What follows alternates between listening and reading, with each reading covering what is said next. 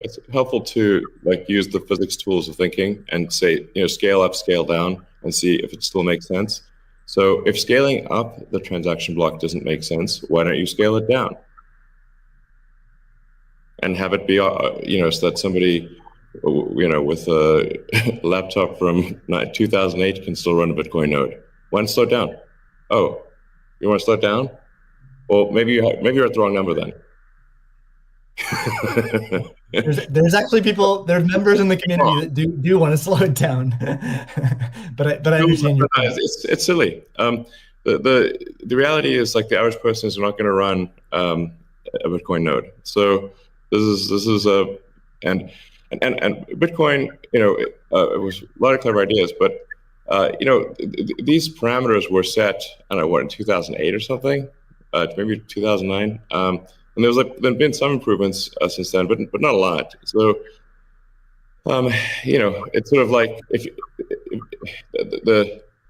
there was still in 2008 there was still a non-trivial number of people on modems. So, now it is quite common to get 100 megabit connection just for a house. Some houses have gigabit connections. So, and that trend is obviously in the direction of higher bandwidth and lower latency. And if somebody else doesn't do it, Starlink certainly will. So I have high confidence that you will be able to maintain a decentralized finance system while still having a much bigger blockchain, aka ASCII text ledger, a hash ledger. You can make the hash ledger bigger without suffering from decentralization as the average connectivity improves, obviously. One idea would be to to put a Bitcoin full node in Starlink terminals. That way more people would be running it. Actually, I have run this by the team at one point. I had this idea, which is kind of off the wall, but like, let's say you need a little space heater. And normally your space heater would just be pure entropy. But what if that space heater was also a Bitcoin, Ethereum, Doge mining node? Pick your currency. And so then you'd be heated up, and you would also mine your crypto and have connectivity in one. I love that idea. Yeah, I mean, better than running a space heater. Absolutely. Are there any other, so you're drawn to Dogecoin a little bit. Are there any other gaps in Bitcoin that you see that cause you to be drawn towards Dogecoin? Oh, I think, I mean, I think there's Doge has, the Doge community, I think, is somewhat irreverent, obviously, and has great memes and loves dogs, and I love dogs and memes, and it doesn't take itself too seriously, and I think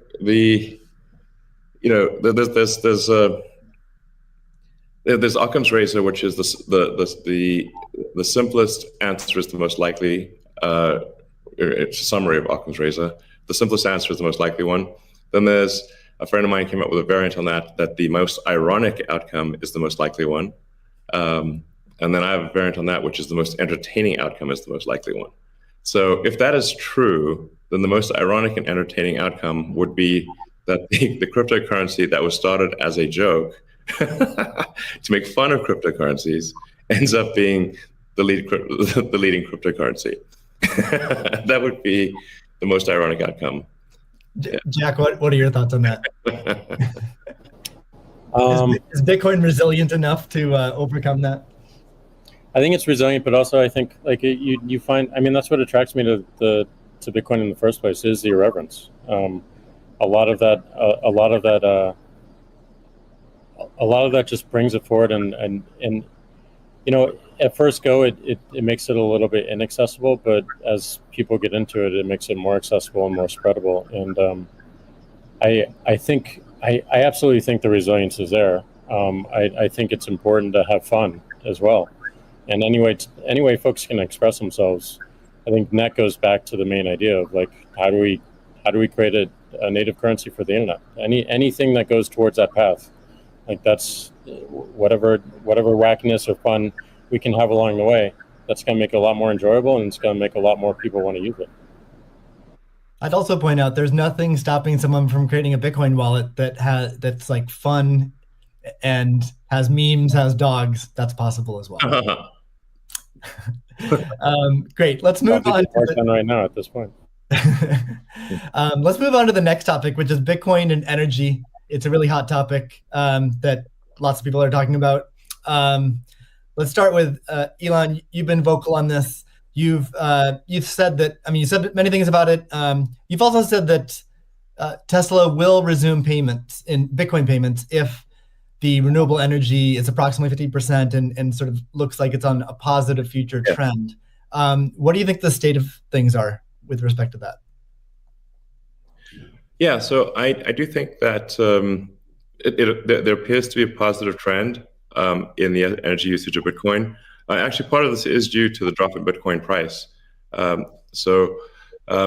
what I observed, or what I thought I was seeing, there may be some disagreements on this, but from when Tesla announced that it had acquired Bitcoin and was doing Bitcoin transactions, there was a massive run-up in the Bitcoin price, and also a massive increase in the amount of energy used to mine Bitcoin.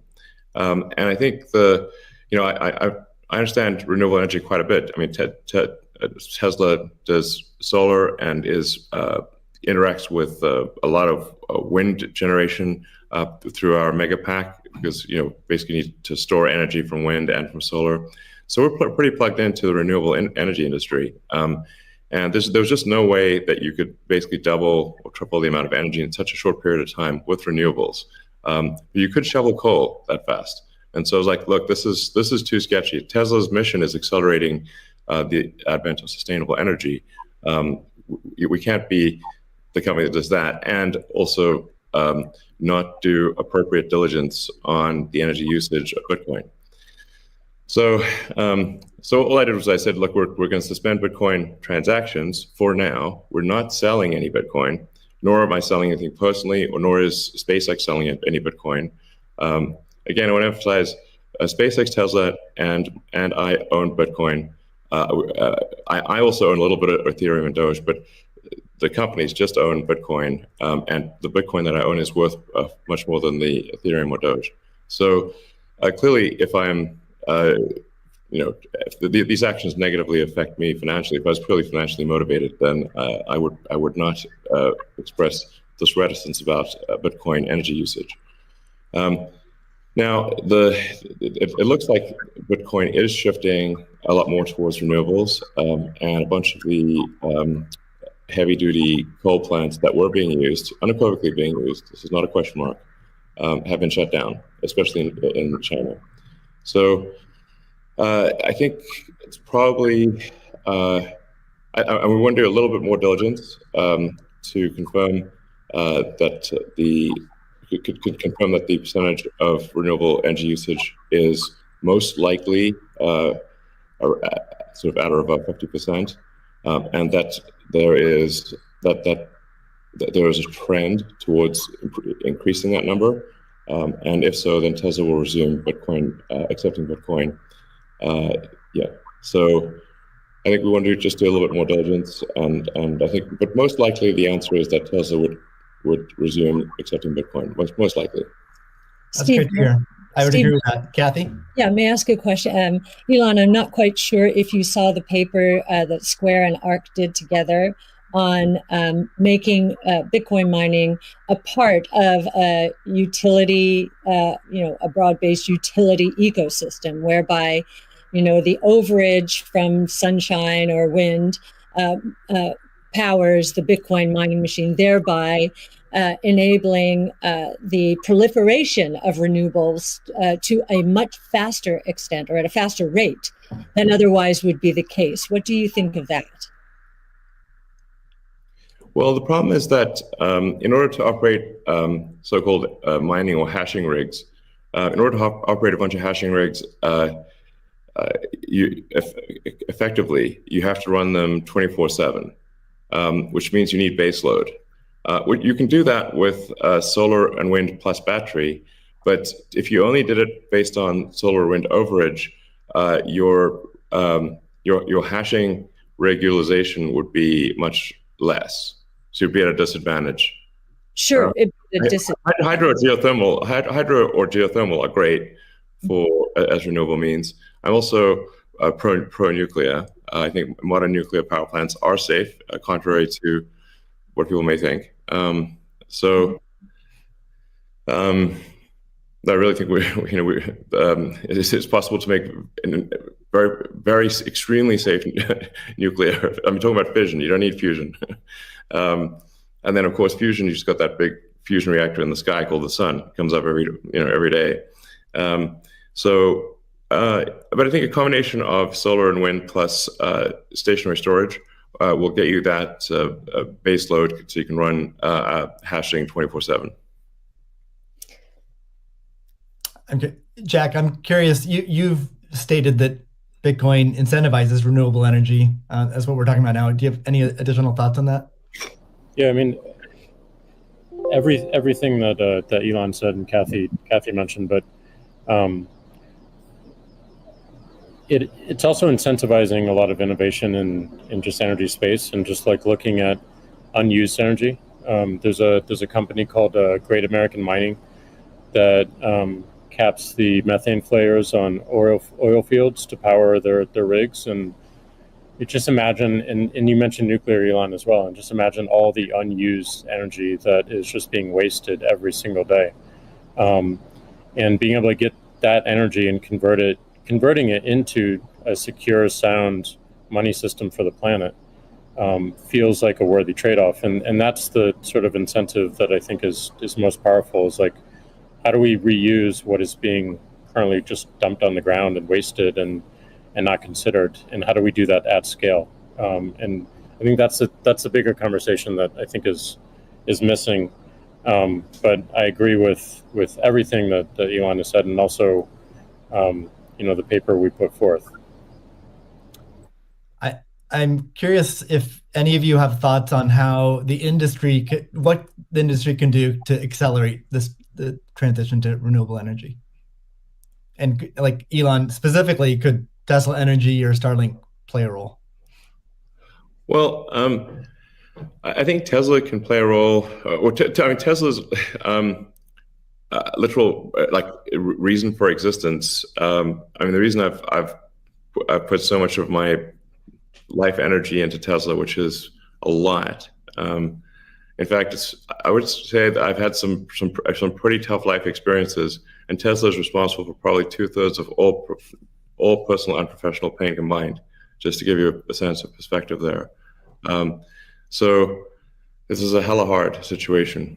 But we do solar, commercial solar, solar retrofit, as well as the solar roof, and we make consumer battery packs called Powerwall for houses and small businesses, and then the utility scale, which are gigantic. We've done now a number of gigawatt-hour installations. That's a lot. That's a lot. And a lot of them actually have been for load leveling the grid. Mostly they are, and combined with the first really big one we did, which is 100 megawatt installation in Australia. That's actually helped stabilize a huge portion of the South Australian grid, because it's able to react so fast. In fact, at first, because they've got a billing system in Australia that I think works at the sort of millisecond level, and we were operating at the microsecond level. So the system was operating so fast that the measuring system couldn't see it. But so Tesla's certainly doing a lot to enable renewables, especially wind and solar. And in fact, the limiting factor for us right now is cell production. So we need to both internally get the Tesla internal battery cells produced, as well as increase supply from suppliers. Generally, when I talk to our suppliers and they say, how many cells would you like us? How many cells can you make? Because sometimes they're like concerned, like, was Tesla going to compete with them on cells? I'm like, no. If you want to make the cells, be our guest. It's just that we need a crazy number of batteries, and they need to be done. It also needs to be mined and produced and manufactured in an ethical and environmentally sound way. So, Tesla, we really do aspire to be the good guys, like, to be a company that people can believe in. That doesn't mean we don't make mistakes, but that's what we try. So, but I think generally hydro, especially existing hydro, is good for mining. Geothermal, there's lots of places in the world that have geothermal energy. Like I said, nuclear is also good. I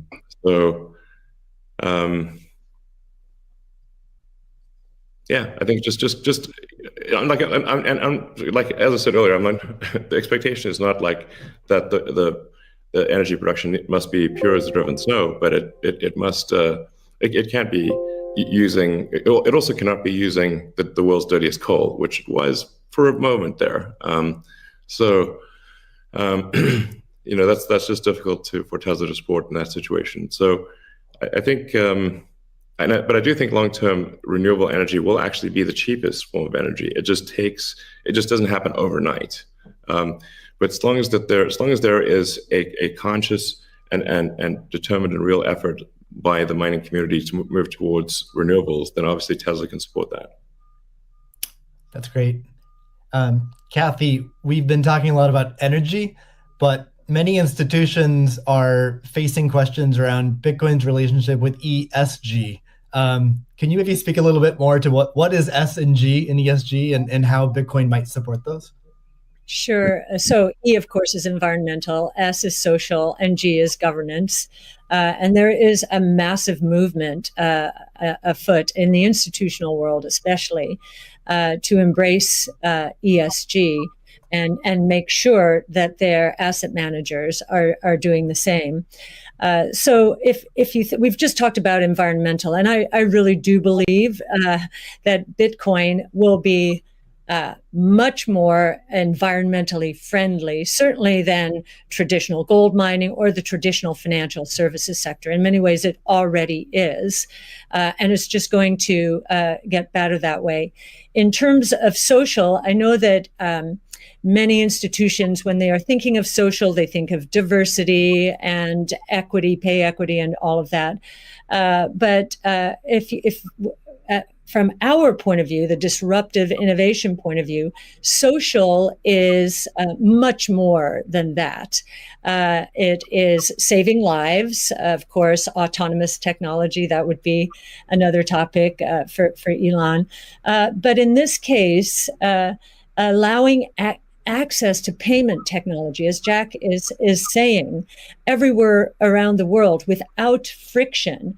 And just back to the remittance example, I think if I've got these stats correctly, there are certain countries in the world that are incredibly dependent on remittances for GDP. Tonga, 37%, El Salvador, which just deemed Bitcoin legal currencies, 24%, Nepal, 24%. And I think the remittance industry globally, roughly 700 billion. So saving people these